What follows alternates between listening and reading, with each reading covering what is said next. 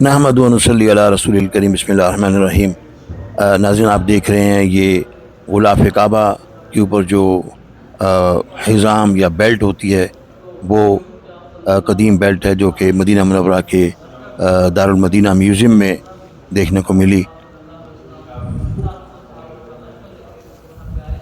قدیم زمانے میں یہ جو قصبہ شریف ہے، خانہ کعبہ کا غلاف، یہ مصر اور ترکی اور یمن ان علاقوں سے آتا تھا، اور وہ جس میں لاتے تھے اسے کہتے ہیں محمل، اور یہ محمل بھی وہاں میوزیم میں موجود ہے۔ یہ پہلے تو جب شروع میں جو بننا شروع ہوئے تو اس وقت پیلے رنگ کے ہوتے تھے۔ سب سے پہلا محمل جو ہے کہتے ہیں کہ بیبرس نے، جو کہ مصر کا سلطان تھا اور 1260 عیسوی سے 1277 عیسوی تک اس نے وہاں حکومت کی، اس نے بھیجا تھا۔